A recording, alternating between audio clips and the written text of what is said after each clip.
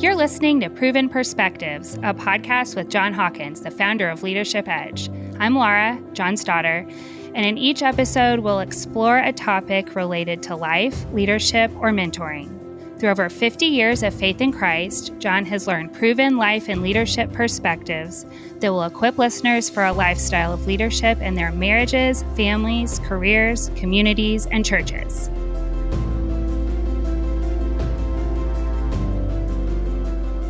Hey, Laura, it's Hey, great Dad. to hear your voice. How are you? I'm doing pretty good. How are you? How's your day been? Rocking and rolling. It has been filled with Really? meetings and things we're working on. We're doing a lot of document revision and training revision at Leadership Edge right now, and I call wordsmithing Protestant purgatory. And so we have been going through a lot of Protestant purgatory in terms of just trying to get training content in a better, clearer form. But that's good. And then tonight, as some of our listeners talked to me about the food, I'm doing a New York Times recipe tonight on their boneless, skinless chicken thighs in garlic and anchovy sauce. So we're pushing the limits tonight, but yeah, I'll have to hear a report on this later. We'll see how that goes. Go either It's way. a good day. How about you? Okay. Yeah, it's been good. I don't know if I told you this. The last time I was at IKEA with the kids, like on the way out, I never do this, but I made this impulse purchase of a red like cafe chair and little table, thinking we would use it for school. And Adam has been having a field day because in the 3 weeks we've had it, no one has sat in it one. So he has a comment every time that he walks through of oh man, I hate to hear the kids fighting over it. We should just get a few more chairs. Anyways, so today it turned out spiders were a big barrier for the girls. So Barrett and I got that cleaned up after school. And the plus was Barrett got to use his hatchet, which, he doesn't have a ton of opportunities in Huntington Beach. So a boy in Huntington Beach with a hatchet. Not many uses. Right. Yeah.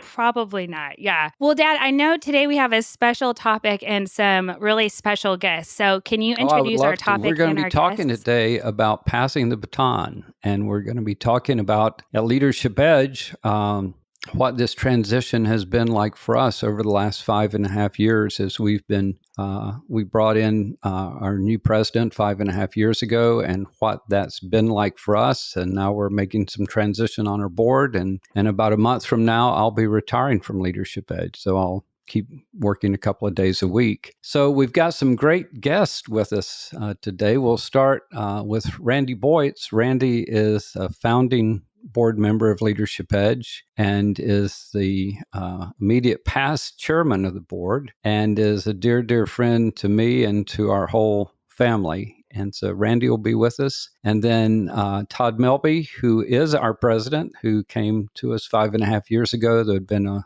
long-term friend and part of Leadership Edge. He's on with us. And then also Eric Smith. Eric is one of the early students that was involved with Leadership Edge when we went to Duke University. And he has been pretty much at every key moment of Leadership Edge. Somehow, some way, Eric has been there. And he was just this week elected to be the new board chairman of Leadership Edge. So Eric will be on with us, or is on with us. And I wanted to just turn it to you three guys, and we'll go in that order, Randy, Todd, and Eric, and just tell us quickly a bit about who you are, not related to Leadership Edge, but just who you are, a little bit about yourself. So Randy. Yes, no, glad to be here, John, with you and Laura and with Todd and Eric. But a background on myself, I'm a Kansas kid who married Teresa, my high school sweetheart, and we ended up in Fort Worth, Texas, going to school, and that's where we met as a young couple. We met John and Janet Hawkins down there. And we raised 4 kids there, although they're scattered around the country now. And I've had a 40-year career as an accountant and retired several years ago and doing a bit of nonprofit work and a little bit of consulting, but mainly just enjoying being around our kids and grandkids when we get around to them on that. So we 2 of our oldest 2 daughters are in Charlottesville, Virginia now, with 4 of our grandkids. So we've been spending a lot of time there now. But glad to be a part of this. Well, Thanks. it's great having you, Randy. And Todd, tell us a bit about who you are. Sure, yeah. And just like Randy, I'm really happy to be here. So originally from Ohio, but I've been in North Carolina since 2007 when I moved down here after grad school to help start up a biotech company where I was a chief operating officer for a number of years. But more importantly, I'm married to my wife, Leslie, for nearly 15 years. And we got 3 boys who are 13, 11, and 8. And we're up to our eyeballs in baseball right now. Just so much baseball. I'm watching videos on how to hit a baseball so I can coach my kids on doing it. So it's a lot of that right now, which is a lot of fun. And but I'm also serving as an elder at my church. And fun fact, earlier this year, I had the blessing of baptizing my youngest son and my dad on the same day. Man. And so it's been a big year so far. That is so cool. And Eric, tell us about you. Unlike those guys who are happy to be here, I'll say I'm marginally happy to be here because perhaps this might be pulling back the curtain on the podcast recording scenario, but this is the first Thursday of the NCAA basketball tournament. And I believe when Randy first invited me, I made that note. Nobody changed the date. So here we are. But out of the only 2 days that I actually bid vacation in my job, it's always been this Thursday and Friday. But certainly still worth it. I'm there, still very happy. But yeah, Eric Smith, as John said, came into contact with LEI, or, I grew up in Arkansas, actually, I guess I would say. So kind of a country kid similar to Randy. Found my way out to Duke in the late 90s and then have been connected with LEI basically ever since in some capacity. Met my wife, Christina, when we were in the early stages of Watermark Community Church, which is a gigantic church in Dallas now. At the time, it was not. It was kind of a startup church that was meeting at a high school auditorium. Met her through that, playing some softball. She's an incredible athlete, which was nice. And then we are now married. We live northeast of Houston, in the suburbs of Houston, where I'm an air traffic controller. Used to talk to airplanes up until a few years ago when I transitioned into a little bit more of an office type job. And then we have 2 boys, Kason, who is 16, and Eli, who is 12. Man, that's great. That is great. Thank you. Yeah, well, I'm really excited. I feel like there's a lot of things, both, I guess, just kind of hearing some of the, business applications of what we'll be talking about today, but then also just some of the stories and understanding some of the dynamics of this transition more. So thanks, guys. And Dad, I know that a few years ago, you, Todd, and I did a podcast on passing the baton. So you guys have kind of been passing the baton for 5.5 years. Yeah, which I think is an interesting aspect of it to discuss. So I guess, and Todd, I'll shoot this one to you first, but I guess I'd love to hear from each of you. Like, what has that been like? What are some of the benefits? And I mean, if there were any downsides, what were those? And what made it successful? What did you have to learn about working together? Like any of that resonates. So Todd, what are your thoughts? I have a ton of thoughts after 5.5 years. It's been wonderful. I mean, downsides, I can't really think of anything. I personally, I think we could probably do a case study on how to make a healthy transition within an organization, especially kind of considering me leaving my last organization and what that looked like to now. This is what we've done doesn't happen normally, and it's a real anomaly. And I wish more organizations could go through it. And really thinking about it, this started 10 years ago, or even more than that, just considering what's it going to look like for John to move on and what's the organization going to look like. And so there's been a ton of prayer even leading up to me starting. And I think there'll still be relationship and opportunities beyond April when, John goes to 2 days a week. We'll still be engaging. I'll still be learning from him. But I think one thing that was entertaining was John and I went around when I first started talking to a lot of business leaders about what are your recommendations for how to make this work? And every one of them are like, well, normally I'd say get rid of the founder as fast as possible.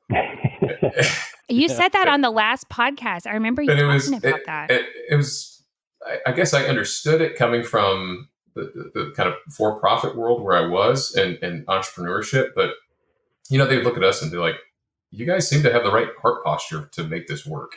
Mm-hmm. And so I've had the blessing of being able to lead the organization, and John just kind of readily handing over those responsibilities. But at the same time, I've been able to, in a sense, apprentice under John for 5.5 years. And so That's been incredible for me to learn from him as the founder and the one who's been thinking about this for 30 plus years.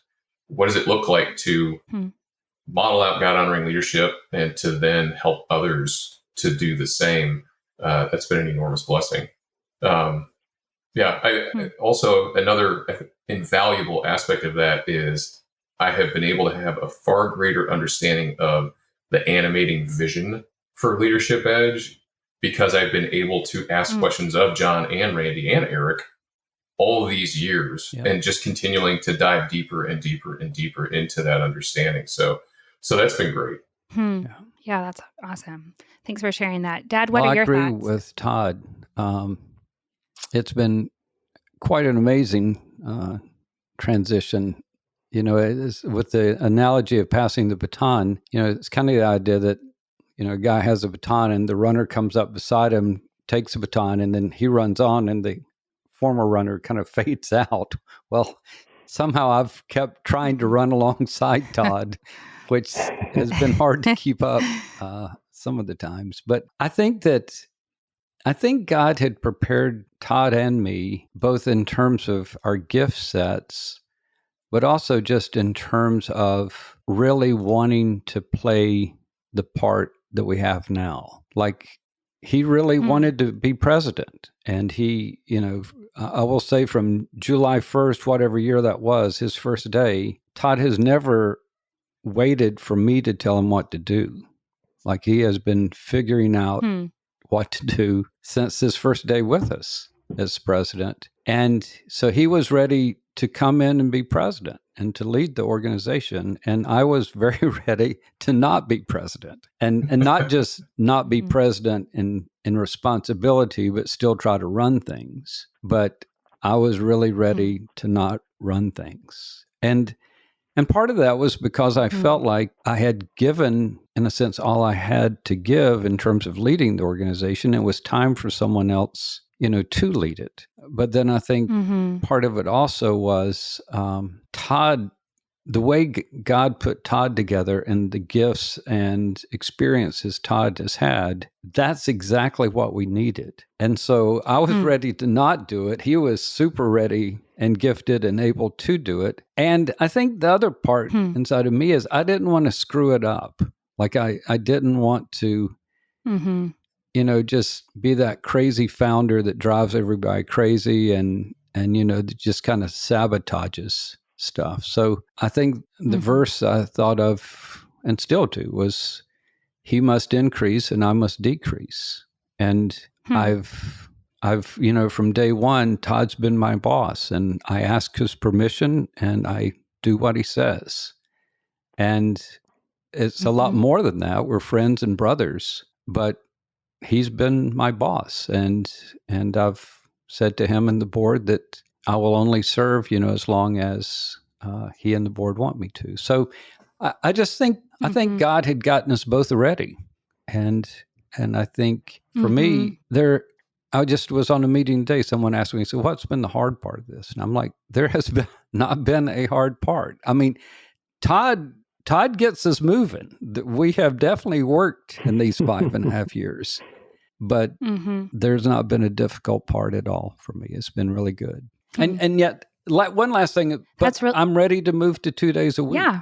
And I'm ready. Todd is more than ready to be able to lead the organization with me less involved. And I think, we're both ready for that transition too. No, this is really good. Like, Todd, I think you used the phrase like the heart attitudes. And I was thinking so some of what I hear both of you saying is both it sounds like humility on both sides of an ability to team, work together strongly, but also a confidence, Todd, in the role that God has for you, and Dad, feeling confident that you still have a purpose, not being threatened. And that has really allowed, when Todd, you were talking about the organization, you having a chance to really learn in a deep way, things that might not have been possible had it been a different situation, just the continuity. That's all really good. And I know you guys talked about Randy and Eric's role. So I'm interested to hear, like, Randy and Eric, you watched up close what this extended period of passing the baton has looked like for Todd and John. So any observations you have on how it's gone and why? Randy, you want to start us off? Yeah, no, I'll agree with Todd that I think it was important that the process was started a long time before it needed to. Yeah.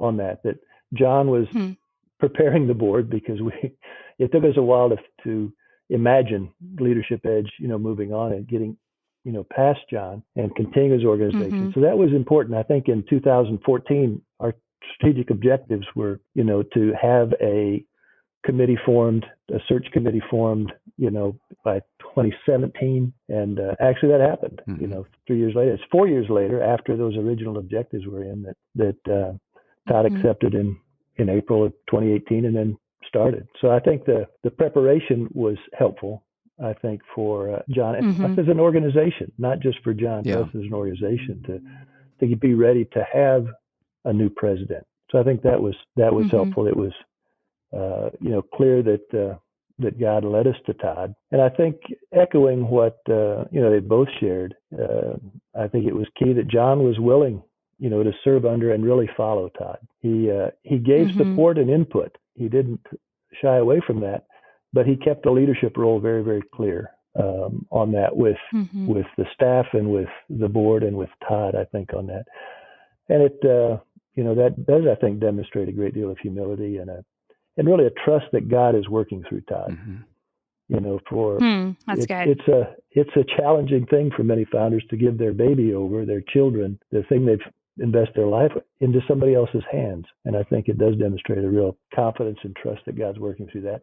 And again, Todd was willing to, not in an arrogant way, but in an unapologetic way, to step forward and lead. Yeah. That's not something that he shied away from or somehow apologized about being here. And as a part of that, I think had the humility to seek God's input, but without attempting to transfer responsibility for decisions or somehow, back off from the responsibilities that God had given him. So I really credit both of them with helping make that happen. And again, all of it, as Todd indicated, it's just amazing to watch how God put all that together. Yeah, goodness. I feel like going Eric, forth in this conversation makes me just want to say, yes, I agree. I don't know, with all of that, I think, to try to give you some color to the memories that I have of it was, I was tasked with or asked to, if I remember correctly, to chair that committee that was the next president search committee. At the beginning of that felt like a huge responsibility of how in the world is this ever going to happen?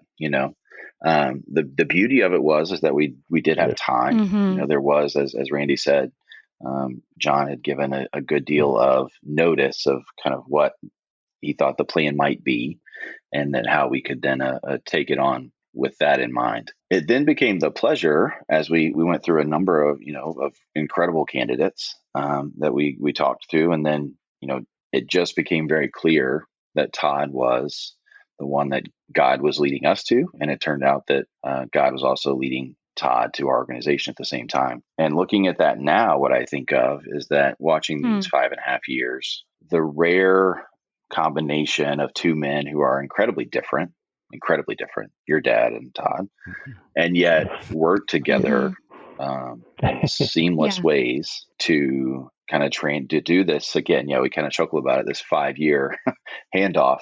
However, honestly, the handoff was instantaneous. There was no there's never been a question at all about who was running the organization. And I think that's a huge credence both to John on the humility to hand that over, but also to Todd of the being willing to take that on. Because that was one of the things that, looking back, I don't know that a lot of us who had been alumni from a very young age would have been very comfortable now being John's boss, and so I think there was a strategic part, and this doesn't take away at all from who Todd is, but there was a strategic part about the time in life when he came into contact with LEI, and then how he had been gifted and where his life had taken him in the times before he became our president. So it's been incredible to watch. Lastly, I'll just give, in my in my career as a controller, one of the things that's really important is that you're sitting at a radar scope and you're talking to tons of airplanes and it's hugely busy and you're telling them where they need to go and they're talking back to you and you're doing all that. And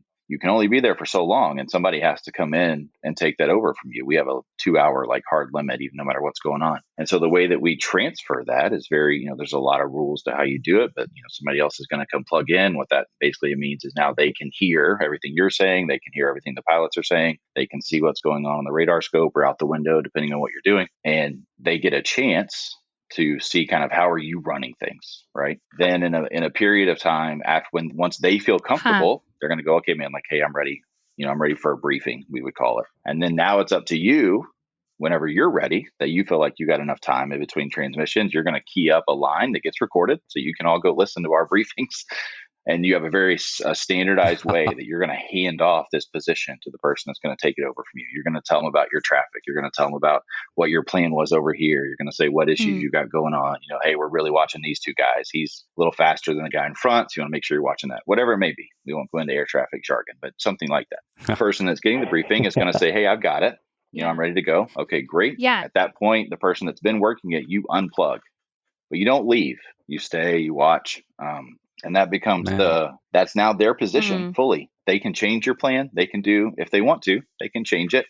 But there's probably some strategy to keeping some of the things that were working going well. But maybe they might see something that, hey, you've been there for 2 hours, you're a little gassed. They might catch something that's like, ooh, if I turn this, this is going to make this better. And so you stay and hang around, make sure they're good. And then normally it's about a 2 to 3 minute overlap. So we'll just say those are like years in this case. But that's what I came to think about with this is that, Todd came in, Todd and John have worked together. They've briefed things. Todd has changed some things that he thought, hey, this would work better.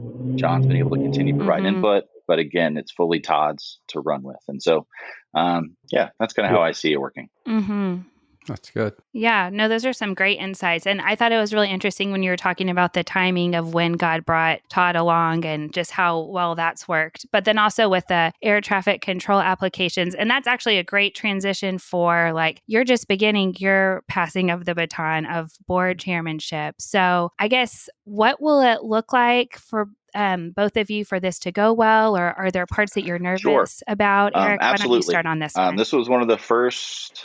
I think all the other folks on this call would say I'm typically incredibly quick to say yes. It's just I don't tend to consider or worry about how things are going to go too much. I'll figure it out, whether that's been throughout the history of things that I volunteered for with LEI. I would say this one in particular, as it became I think it came up the first time I remember it coming up, it felt like it was a joke, but then as I realized I think this is a serious question, a serious consideration.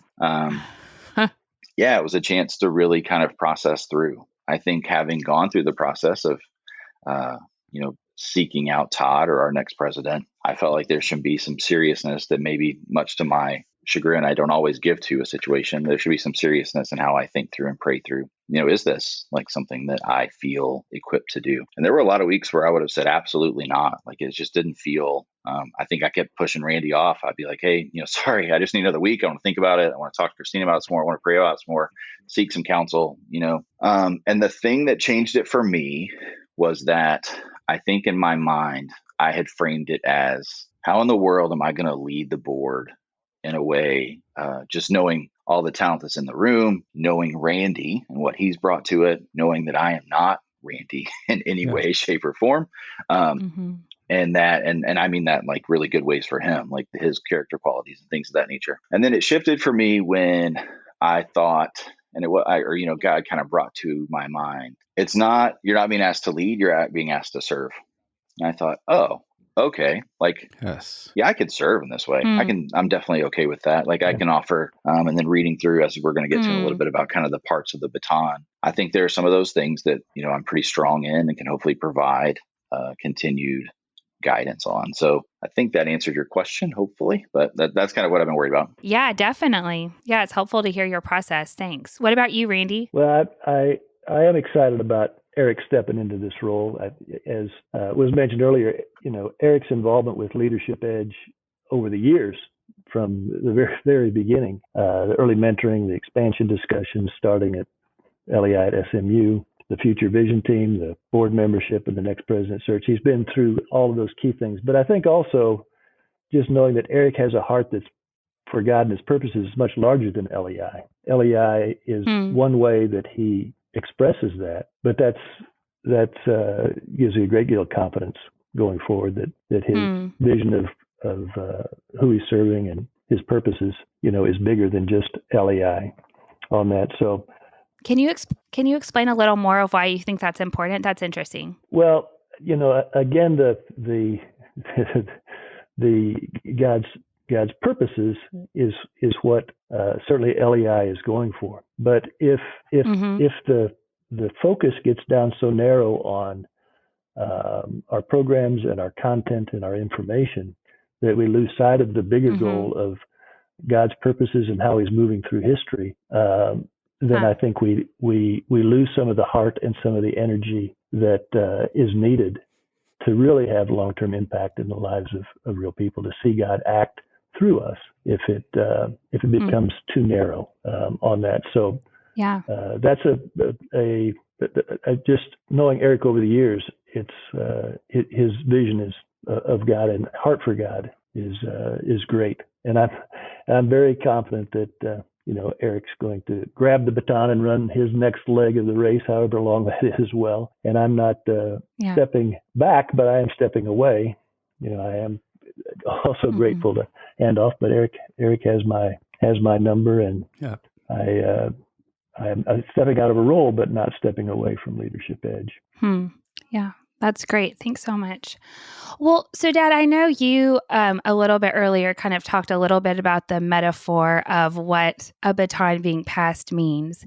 But could you flesh out, I know you had like some specific categories of ways to think through that. Can you share that with us? Yeah, I've been thinking a lot about this baton thing, Laura. And as I thought about it and read some and just prayed some, I think Todd and I maybe discussed it a time or two. It seemed like there's 8 things that are part of what's being passed on, like what is being handed off to Todd and to Eric and to our staff now and our board now. And I'll do them in 3 groups. The first 3 are our commitment to glorify and honor God in all we do. That has been the primary thing for Leadership Edge. Then our mission and vision and our culture. So those are kind of the guiding parts of Leadership Edge, our commitment to glorify and honor God in all we do, our mission and vision, and our culture. The next are kind of what we have, our staff, board, and volunteers, our alumni, partners, and network, and our content and our expertise. So that's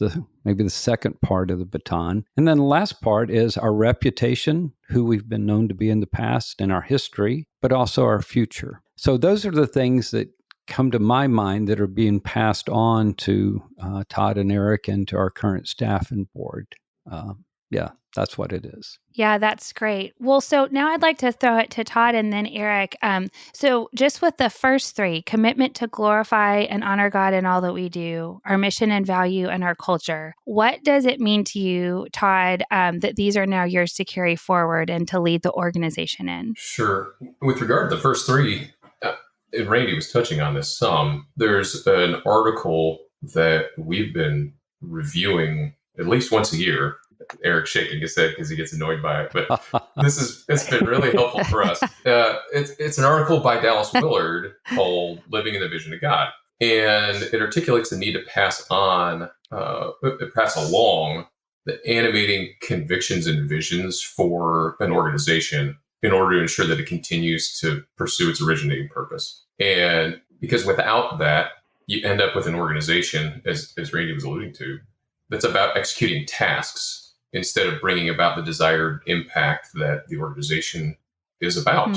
And I mean, you see this in all kinds of organizations that have been around for a long time. You see it in universities, you see it in companies. They've lost the originating vision, and now they're just about getting stuff done because that's what they think they're supposed to do. And so for 5 years, John has repeatedly poured into me everything that he knows about why the Lord led him to start Leadership Edge. John and Randy are passing along that conviction that God-honoring leadership is born from God-centered mentoring. They're passing along to me. They're passing along to staff. And that the more and more I talk about it with them, the more and more it becomes rooted in who I am as a leader for Leadership Edge. And it's essential for me to live by that same vision and conviction in order to help Leadership Edge sustain and advance, what has taken 30 years to get us to. I want to be carrying that baton for the next 30 years, or however long the Lord wills, before I hand it off to the next person. Laura, when I looked at those top three, to me, those are the non-negotiables. Like that's the core. Those are the big rocks, whatever businessy term you want to use, that regardless of how we're executing our strategy, regardless of what exact services we're providing, regardless of what our target audience may be, like over the past few years, a lot of those things have changed or they've been slowly kind of modified. But to me, I feel like those top three are the core things that we can't allow to change. And then the other way I kind of thought about it was that those top three are also, not that we're talking about responsibility, but I thought of it as like, I think when it comes to the president and the organization and the board, we're kind of equal partners in making sure that those top three remain a core. And then obviously that's foreshadowing that I'm going to give you something different for the other ones. But I think for those three, I think it's kind of an equal carry. Okay. Sounds good. Well, and I'm actually about to toss it back to you next. So the next three were our staff, board, and volunteers, alumni, partners, and network, and content and expertise. Sure. So, Eric. Perfect. Hey, I drafted this and I realized we didn't mention our donors. And so in that list there of staff, board, and volunteers, alumni, partners, and network, we certainly mean our donors as well. So Eric, respond to that. Oh, absolutely. For these three, when I look at those, I read these more as kind of the business portion of Leadership Edge, the day-to-day, how are we executing the strategy of resources God's entrusted us with, what we feel like is the calling of the organization as we execute what that mission is, what the culture is. So when we talk about the staff, the people of the organization, a lot of that, as we're real big on our board being a board of governance and not involved in the day-to-day.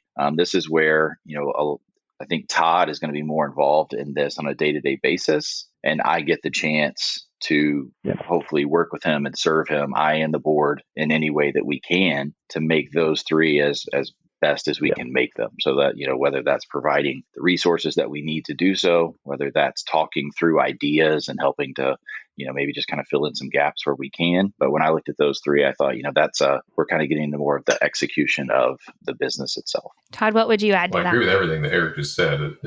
It's spot on. Mm-hmm.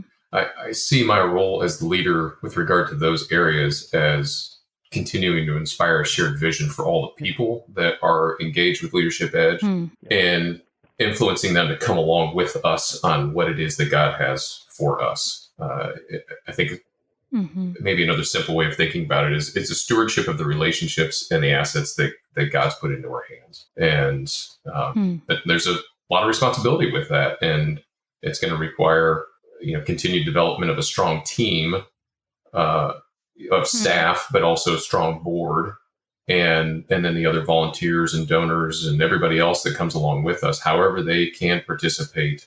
We're all going to have to be doing that together as a body. That's really good. Okay, Todd, why don't you kick us off on this next section, the reputation and history and our future. What will that look like?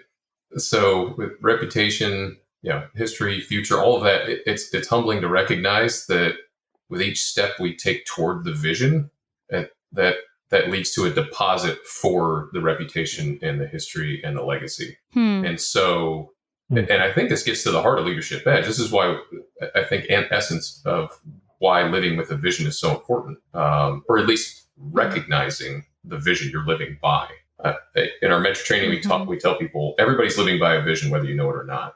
Have you defined it, and are you in agreement with it, in alignment with it? So for Leadership Edge, we want to make sure we're all very clear on this is the vision, and our mission helps us to achieve that, because an outcome, or I'll say our legacy and reputation are the fruit of our faithful pursuit of the vision in the future.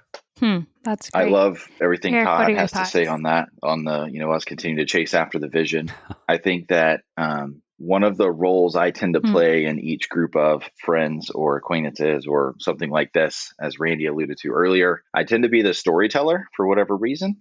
My brain seems to capture details of stories that have happened in the past that I just like to share and talk about.